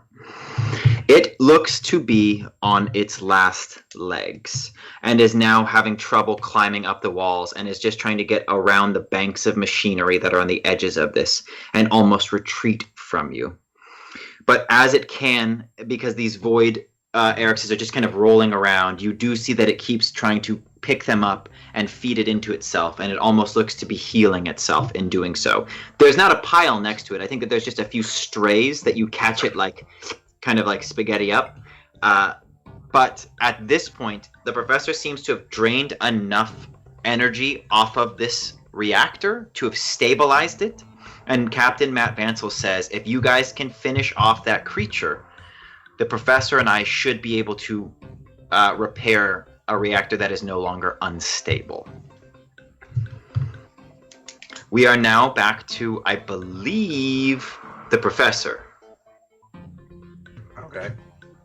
Well, taking Captain Matt Vansel's advice, I work with him and doing whatever he needs to do. However, before we get too much into that, I'm going to do whatever I can to take out the glove thing that can suck in void Eric's into it, and quickly, if I can get crouched down and just scoop them up, I'll do that. But if I need to continue doing what I'm doing and stay standing and do it from the side, I'd like to try like to. a little hand dustbuster, essentially. Yeah, kind of. I was just trying to think. I was like, is it a children's toy or some like it's like Hungry Hippos or something? Just is like this. And then like plopping them, in a place where they don't roll around. And You won't be able to do both at the same time. So if you'd like to use this turn to simply obtain all of these void Ericses and stow them in your weird science gear, that's going to be doable. The only cost will then be time. But you seem to have gotten the... Okay, yeah. It seems like you have gotten the reactor to a place where you're no longer in an imminent threat. So the professor starts hand dust busting all of these void Ericses and putting them away. He's just chasing them like marbles as they're rolling across this ship that's, Let's just imagine, as we view the rest of this adventure, that in the background of shots, the professor is just from one side of the frame to the other, just chasing a little bit. I think that brings us to Rex.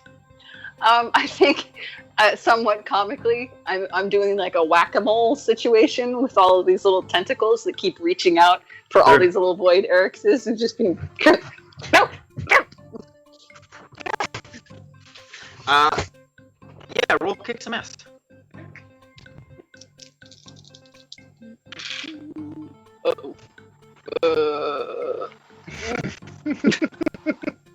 That is a 7. Okay. So you deal damage and take damage. So you're going to take 3 harm as you are whipped with a tentacle, but you crawl right back up onto your feet and you bring Graflex, your giant mace, down whack-a-mole style onto the creature proper, and it smooshes. And you are now standing in front of a slimy, mucky puddle of tapeworm that was the size of a Volkswagen Beetle. And it is dead. You have defeated the creature. Yeah! Hey! Bryn, it is your turn. I think at this point we are out of initiative, and so you guys are welcome to solve this reactor problem without a time or creature threat. Okay.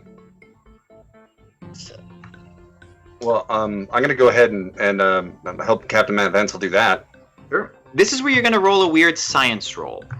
Just to be clear, and I have a plan for this, you need a full success in order to heal this reactor.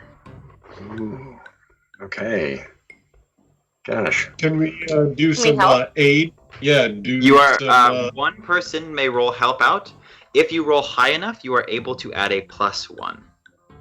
Help out is going to be a plus cool, and I believe weird science is going to be a plus weird. I will try to help with the. Oh, it's just who's got a good plus cool. I only have one. How is Puck not the coolest dude? I do have a good cool. I just the dice have been a little. Just gotta. All right, here we go. Here we go. I believe in you. Tamales. Get a boxcars. They're not gonna need it, but we're gonna get some boxcars here. Oh, that sounds lucky to me. Sounds good. Here we go. Here we go. That's the sign of a Humongous success. So, Oh no. what's the opposite of boxcars? No. Snake eyes. Yeah, that's the one, but it gets a +2, so that's gonna be a. Still a fail. 4. That's great. Professor, you will not be receiving any help during this. Why is Puck trying to give me a wet willy while I'm trying to focus on it? Trying to ease the tension. It's just a lot of pressure. We're all gonna die. Like a serrated. Mess up. Oh, I forgot Alrighty. to put the knife away. Sorry. That is very cool, by the way. I'm a big fan. I don't know what you are, but I want to study you. Okay. Weird science. Not great. Okay, that is a 6 + 2, 8. Okay. I don't want to belabor this, so Sure. I just need you to roll the dice. You don't need to tell me the results, but count off until you get a full success. Which is 10. 10 plus. All right. 2. 3. Oh man. Oh my God, 4. Oh, okay. I need. Okay. 5. Wow. Wait, can we try to help him? Cut to like 3 hours later. Success. Okay, that was on your 6th roll. Yes. Okay, cool. This is what I want everyone to visualize. Professor, in the calm post-creature fight and rush and several iterations of explosions, says, "Okay, I got this," and digs into the reactor, and it explodes, vaporizing all of it. Bryn wakes up in the archives. All of you meet in the hall, are pulled up into the you go to the lift, go upstairs, you watch the hole break out, you catch Matt Vancel with magic, you clear the wall with metal. You open the door after Tag blows himself off of the controller. You go inside, fight a creature, people get whipped with tentacles, Bryn starts shooting fire out of her thing. You guys get all the way to the point where it's nice and quiet and silent, and the professor says, "Okay, I got this." Ship explodes. And 5 more times, everyone here is forced to endure the same sequence of events, running towards the reactor, getting slapped around by tentacles, watching people use flamethrowers and void blasters, and seeing this thing eat Void Eric's and the professor run around the ship and catch them up. Every single roll of the marble is exactly the same. But on the 6th try, Let's remember, by the way, that I think everyone is aware, has this sort of iterative memory, except for Tag. So by time 6, they're all just like, yeah. And I'm just like, holy shit! Yeah, we are so lucky that this worked out. Oh, baby.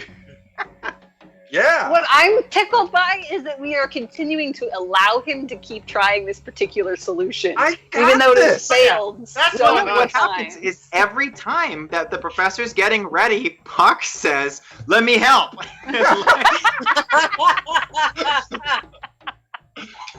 Until finally, the professor manages to seal the breach in the reactor. See, I told you. The captain says you're going to need to spend at least a couple of those Void Ericses to give it a jump to get back to a level that is safe, but you will be able to make off with a bundle of them. At this point, we are reaching epilogue territory because you guys have solved my dangerous space loop Haven exploding puzzle. Yeah! I would like to spend the last bit of this game getting the professor out of here. Because as we picked up in mission 2, he wasn't with you. So, Professor, I believe that you were here for a reason. I'm going to turn the scene over to you. You're all standing outside the reactor room. The captain has sealed the door and returned to the bridge to brief everyone. They are recalling lifeboats, getting everybody back.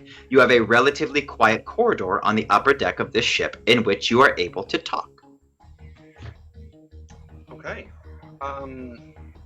Now, out of game a little bit. I'm not sure what has already been discussed about what has already been given to you because I haven't been watching season 2. But so Sure. I apologize if I'm Burn! Whoa! Ready. You had a son, and I had a son. So The archivist of this ship gave them all of the items that you left for them. okay, Yes. and that would be 2 items There's or not 3 2. items? 2 items. Okay.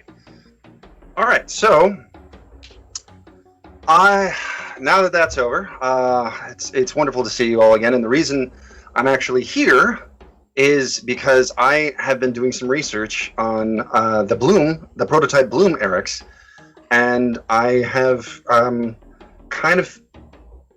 haven't figured it all out yet, but I think I have a pretty good idea about some indications of that. I believe last time we met, you, Bryn, have a bit of a Bloom Erics inside your staff. Do you not? Yeah, it filled up one of the crystals, correct? Yeah. Yeah. Have you been able to use it at all? Well, no, not yet. Okay. You did have a vision, Bryn, in which the creature that you slayed, which was a gigantic elder scorpion, one of the ancient beasts, Same Knelt. serpent. No, Rex, we're not talking about that. the creature knelt before you and then turned into an energy which filled your staff. Oh, and I Whoa. did have a vision of the scorpion bowing and That's Accident. cool. And you That's had the distinct impression that it was offering its sword, so to speak, to you. yeah. Yeah, I haven't tried to use Bloom yet. Well, I wanted to come to see you in person because I knew my communication, if I tried to beam you something or like communicate in the traditional way, it would have been intercepted by the company. And as far as I know, the company doesn't know that you have a working Bloom Erics, which I believe is the only one in existence. The one that I have is a prototype. It's ridiculous. It's off the wall. It's very difficult to use. Most people can't use it at all. It's unpredictable. Yours is actually stable. It's the only stable Bloom Erics in existence, from what I understand. So, Wow. I just wanted to not only let you know that if you hadn't already, but I'd like to. I don't know exactly how the magic works per se because I'm not a magical being. However, I do believe if you have that thought process, that vision of the person who bequeathed his sword to you, if you are envisioning that, and may I see your staff for a minute? You don't have to give it to me. You can just offer it, and I was just going to point out a few runes on it. Sure. Now, Take it out. if you place your finger on this rune and this one, and then use another finger to wrap around the other side of the staff and place it on this rune, and they're all simultaneously touched with that thought in your head, I Then you believe can you might play be it able like to a access saxophone. some of your Bloom Erics. That's how I access it? That's what I think. will work. Bryn? Should I try right now? Bryn, as you ask that question, I want to point out to you something on your character sheet. It is called Temptation. Oh yeah. Oh yeah. Use magic to discover forbidden, dangerous knowledge. You have a dangerous drive that you pursue, sometimes to the exclusion of your own safety. Do you want to try to do what the professor just said? Okay.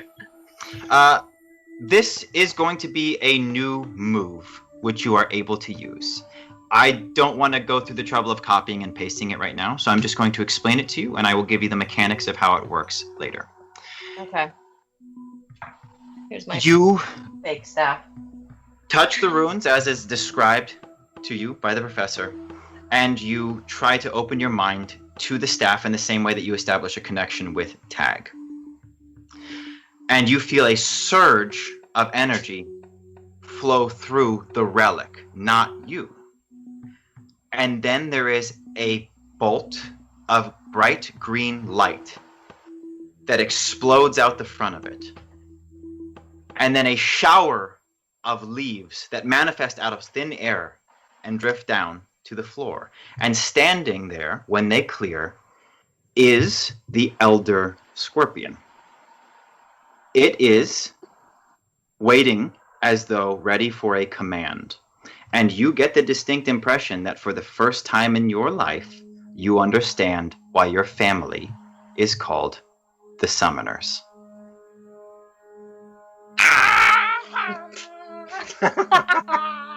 Wow. Now, just to be clear, this motherfucker is huge. It is the giant scorpion that you faced off. The way that it will work is you will be able to call this scorpion out of your staff once per mission arc to do whatever you want.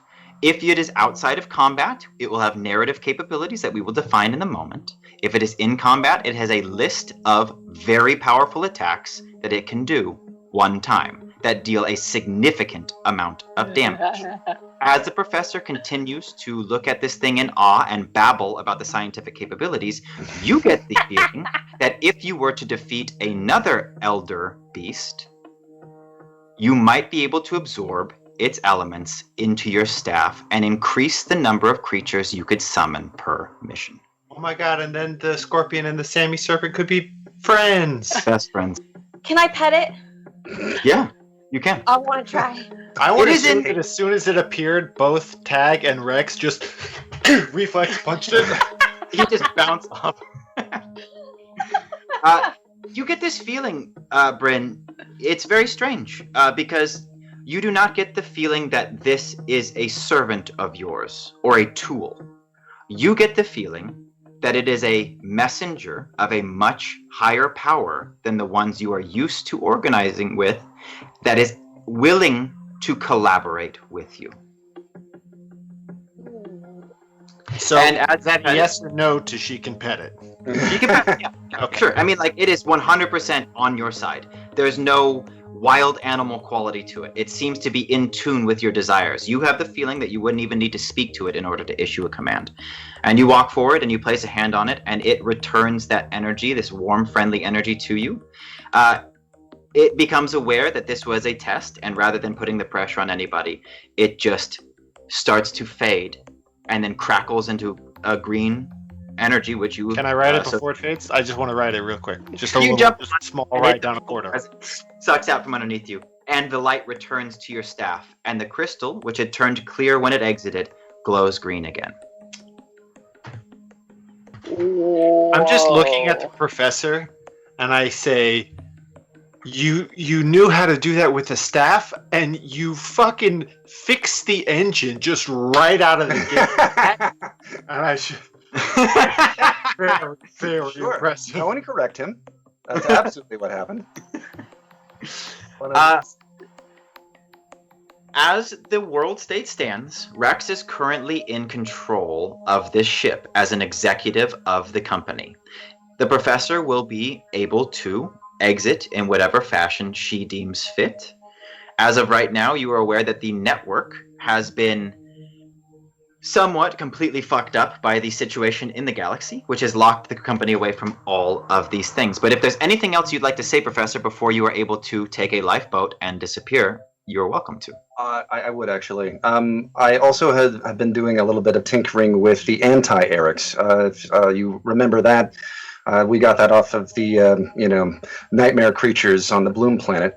That's unlike any kind of Erics I've ever seen before, so it needed a lot more study. And I believe I have been able to harness its capability and imbue it into an object that I would like to bestow upon one of you. Bryn has already had her turn, obviously, but I know that the company is really coming after me, and I don't really know what your situation is, Rex, but I know that you are also part of the company, and I know that the company doesn't like to give away part of its own. And so if it's going after you as much as it's going after me, I think you might even need a little help. So the professor takes off his backpack thing and opens it up, and there's this cloth that he holds up, and he lets you know, like, I don't know if you've seen this before. I mean, you have seen this before. It was the cloth that I gave to Bryn when she was smoldering. But it has the ability to kind of receive an Eric's, and so I've actually imbued it now, and as you see, it looks a lot different. It's no longer fuzzy and wool and singed, but it's actually much more svelte and sleek, almost like satin. It's how I'm going to describe all of my blankets from now on, by the way, is svelte. Svelte, yes. Yeah. And it's soft, and it actually, I take it over myself, and this is what can happen when you imbue an anti-Eric's into something like this. I don't know what's going to happen with other things, and I put it over myself, and I disappear. This is what happens. Everybody in the hallway sees the professor disappear. Ghost! They're ghost! He's a ghost! Oh, shit! Puck, Bryn, roll plus weird. 10. 12. Okay.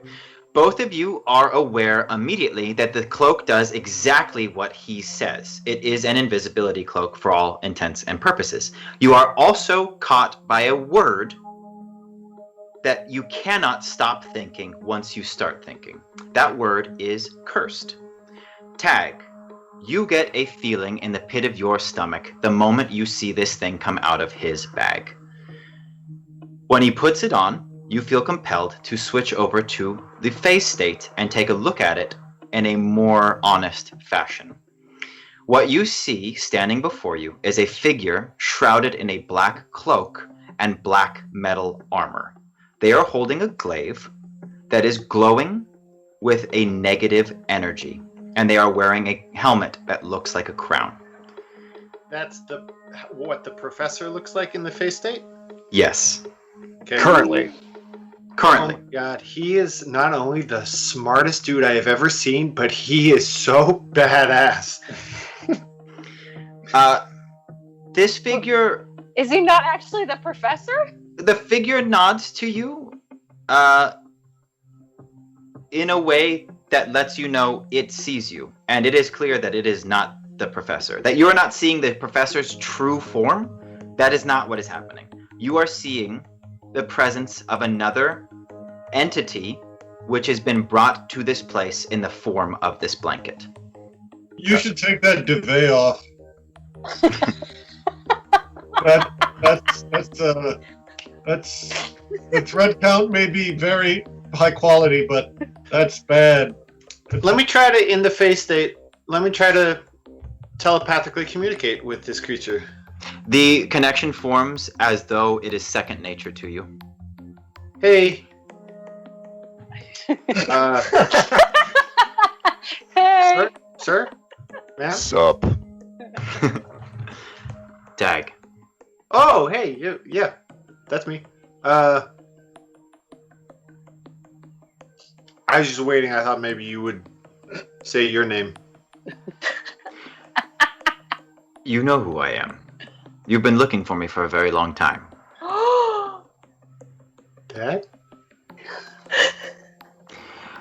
I understand the sentiment, and while it is accurate, the way that these things work are dissimilar to the biology of a human, so I do not want this phrase to cloud your brain, but yes. Sort of dead? Yes. Half dead? Yes, actually, yes. I have so many questions. I don't even know where to start. Can we keep talking after the professor passes on the blanket? In this moment, you will have the opportunity to ask me 2 questions before your friends become aware of my presence. From this moment forward, you will only be able to discuss these things with me when someone is wearing the cloak. Okay. Well, I guess my first question is, where have you been? I'm home. We've never left. We sent you, Tag, on a mission, and you're about to begin. Home? Yes. The place on the other side of the veil. The one through the barrier of which you refer to as the phase state.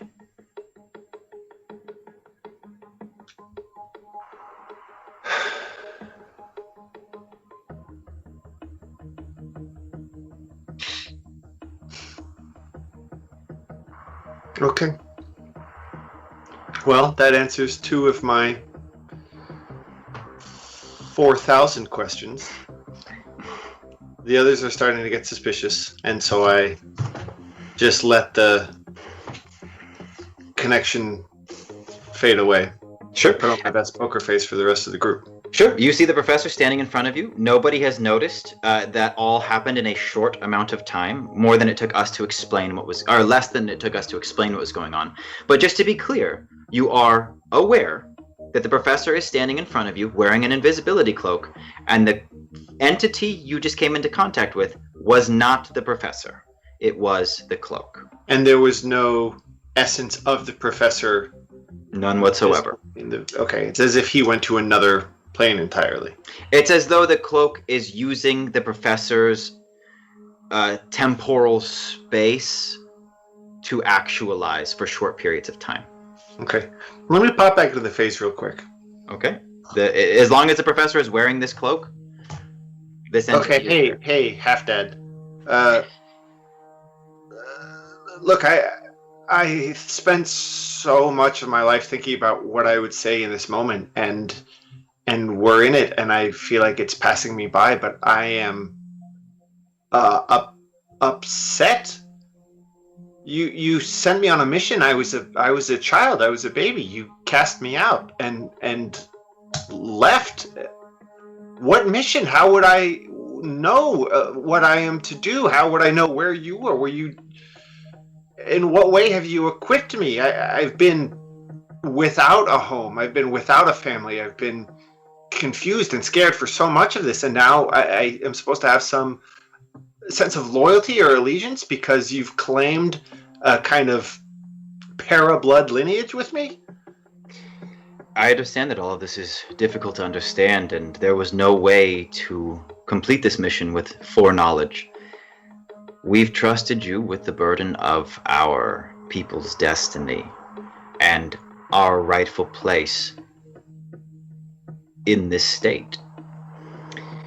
You have been without home or family for a short time in that which is the lifetime of our people. Should you ascend to your next phase, you will find that you are home and with us for far longer than you could ever desire. And what if I don't? What if I've gotten used to the life I have here as Tag? I can tell you that there is no obligation for you to complete this mission, that you and your decisions are tied into the destiny of our people, and I cannot make these decisions for you. There is a certain expectation from myself and your people that you see this through. Should you not, there is a chance we will do what we can to force you. But ultimately, Tag, what it comes down to is what you decide. What's your name? It is unpronounceable in this place, but you may refer to me as the other. Or, if you like, half-dad. Okay. Well, Professor takes off the cloak and says, "So that's pretty cool, right?" That figure is gone. yeah. Wow. Invisible. Yeah. So that's going to you, Rex. Should you need it in the future, I don't know what lengths the company will go to track you down, but I'm sure that I'm sure it'll come in handy. Thank you. You're welcome. I do need to go because I don't know how long I can actually stay here. I do. If you have not used the remaining Eric's that I gave you before I left, I could see about trying to imbue them in some of your weapons or something, if you like. I actually stuck the lightning one in my pendant. Oh, Not really all right. sure what we're gonna do about that, but Yeah. it's okay. No idea. You're gonna have. What's the other one? Water. Okay. For no reason at all. I just want everybody to consider the mission you will be returning back to on our next session and the elements you will be facing, just in case anybody wants the professor to use a water Eric's in this moment before he dips. Who wants it? I got a bloom staff. I got some toys. You want some toys over there? Casey/Puck/Sam? Would that be something that you'd be interested in? I think it could be cool because he uses natural weapons and he is, in a sense, an elemental being. You could imbue his natural weapons with water so that he could use them. But when he turns back to Sam, he won't have access to them. Or they'll have a weird thing that they do, which we He's just constantly leaking. But that's, He's just very sweaty. that's an easy yes for me because I think it's pretty weird. I think it sounds pretty Yeah. cool. And I think Puck would agree despite Sam's obvious protests.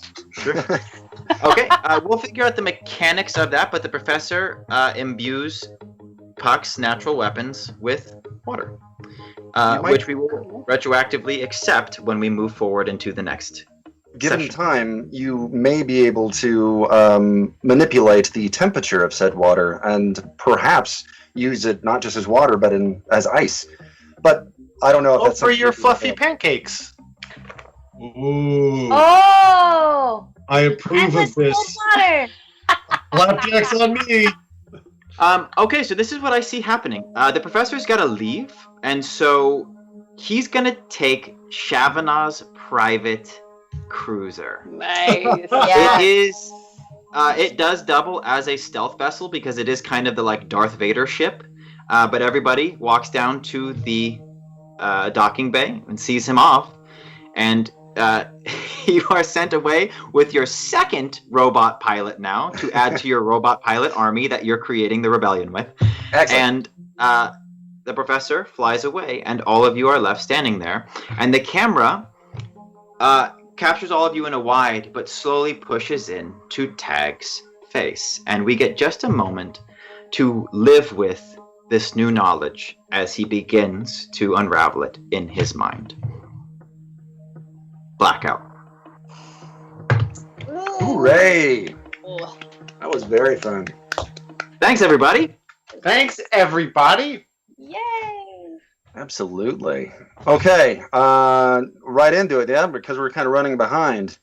So, thank you so much for joining Void Jumpers. It's every Wednesday at 6 p.m. Pacific Time. So, if you liked what you saw today, please join the rest of the cast and crew for that. It's happening Wednesday at 6 p.m. Also, please turn in your Gen Con tickets for tonight's event into Gen Con so they know you watched it. Merc, if you are on the chat, if you would put in a link to for directions on that, that would be outstanding. Or if Merc's not there, someone else who knows how to do it would be great. Starting with Lisa, please remind us who you are and where you can be found on the internet should you wish to be found. Hi, I'm Lisa Coronado. You can find me on Twitter at Lisa Coronado. I also stream on Twitch under It's a Smalls World. Smalls is plural. Currently playing Ghost of Tsushima and going to move into some Zelda Breath of the Wild next week. Excellent. Connor. Hey, everybody. I am Connor. I do want to be found on Instagram and Twitter both Connor_Marks. Please say hello. Trin. Hey, I'm Trin Miller. I'm mostly on Twitter, where you can find me at Trin Miller. Corey, which had the this is the first time meeting you, and I had a pleasure having some board games with you. Casey. Well, Casey. eggs on my face. That's Casey. right. The first time we've met.